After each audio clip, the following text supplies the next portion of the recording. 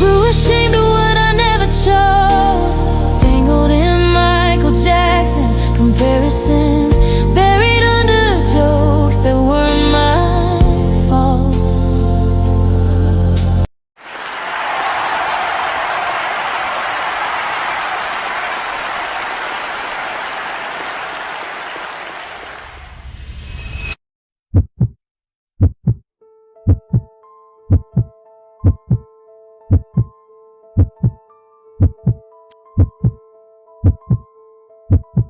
Every hallway feels the same. Someone shouts, "Dollar store Michael Jackson." Another laughs, asking, "Who messed up my face?" They stare like I'm some failed experiment they get to review out loud. And standing there, trapped in their noise, I can't shake the feeling that my own appearance isn't mine anymore. My name is Harlow, but by the time I turned 16, almost no one used it anymore.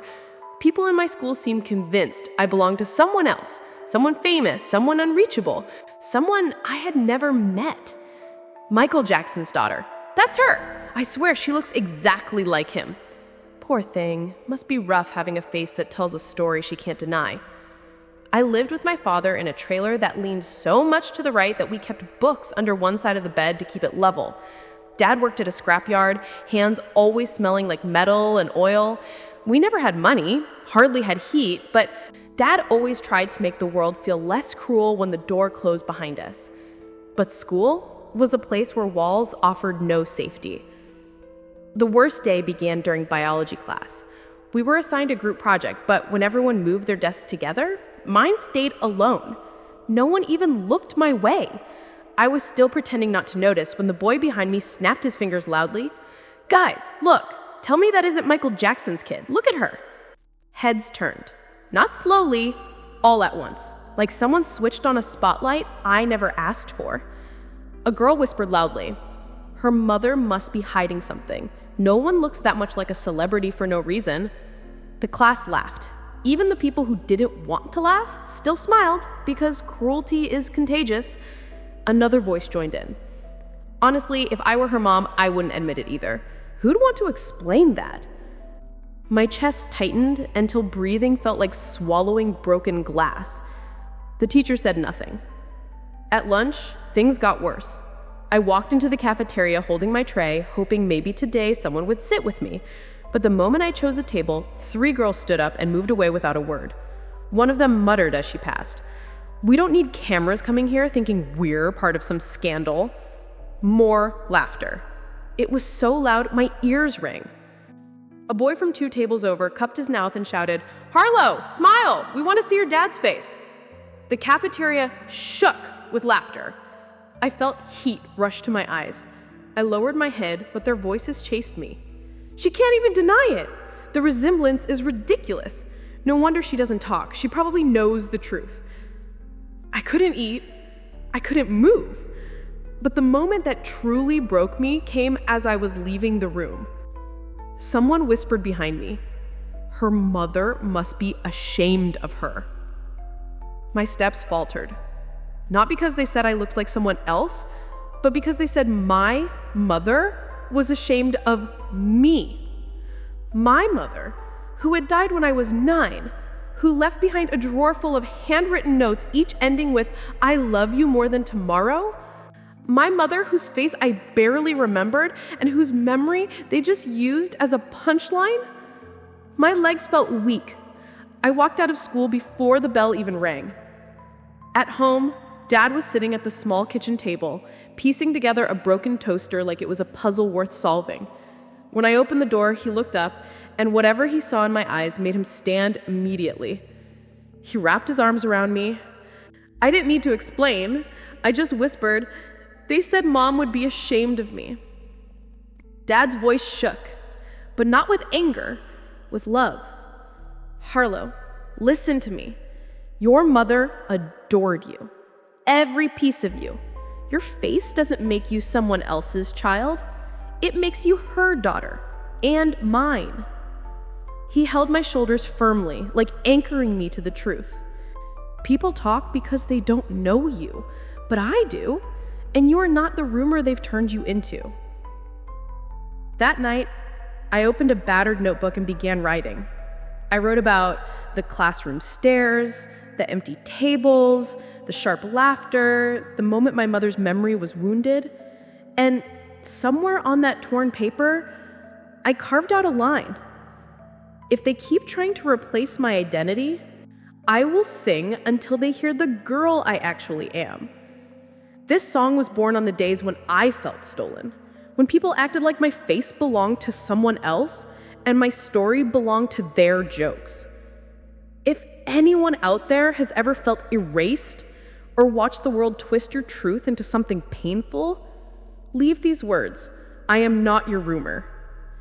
And now, please listen with your whole heart.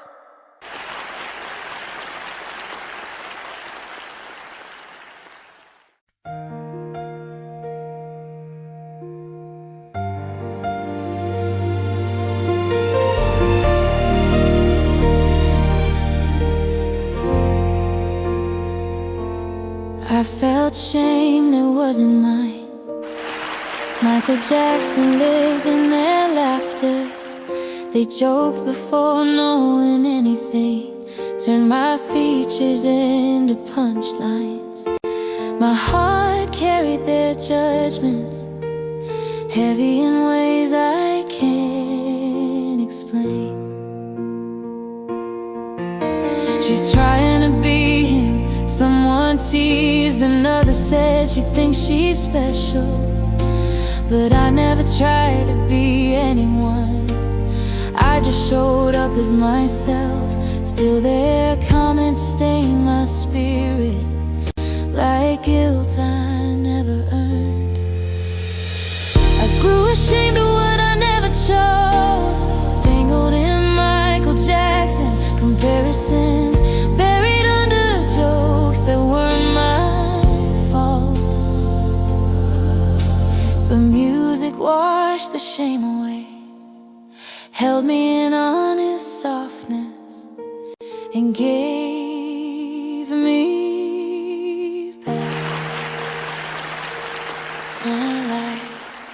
I tried shrinking to avoid attention, tried tucking my feelings away, but shame found me anyway, louder than my own heartbeat.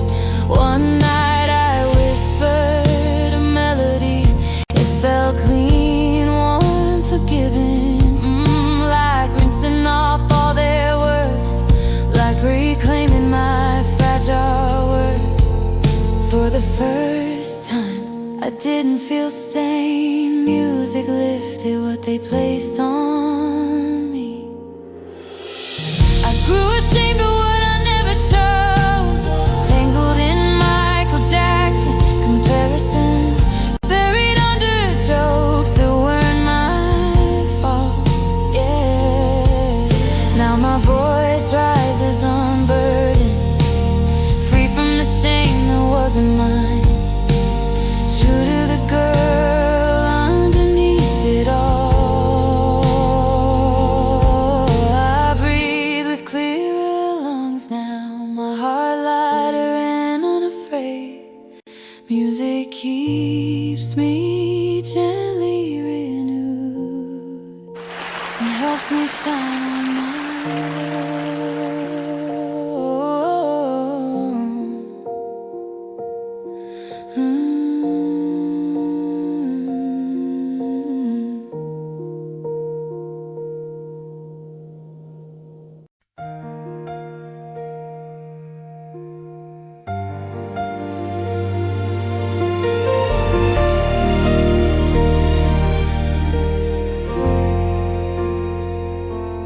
I felt shame that wasn't mine. Michael Jackson lived in their laughter. They joked before knowing anything, turned my features into punchlines. My heart carried their judgments, heavy in ways I can't explain. She's trying to be him, someone teased, another said she thinks she's special.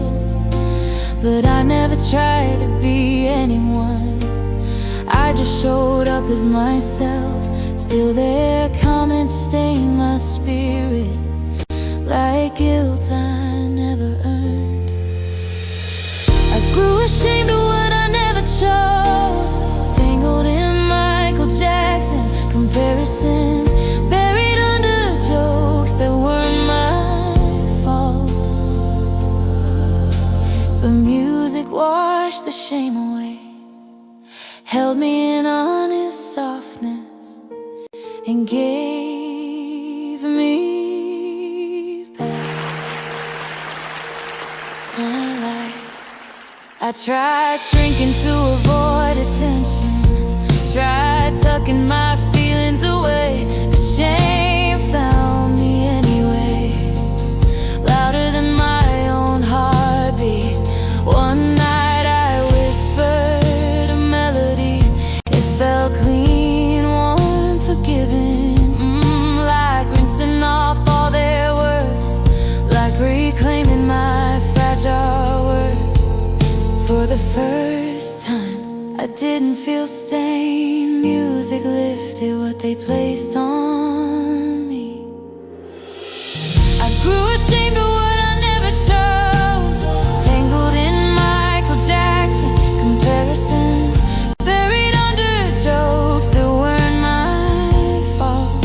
Yeah, now my voice rises unburdened, free from the shame that wasn't mine, true to the girl underneath it all.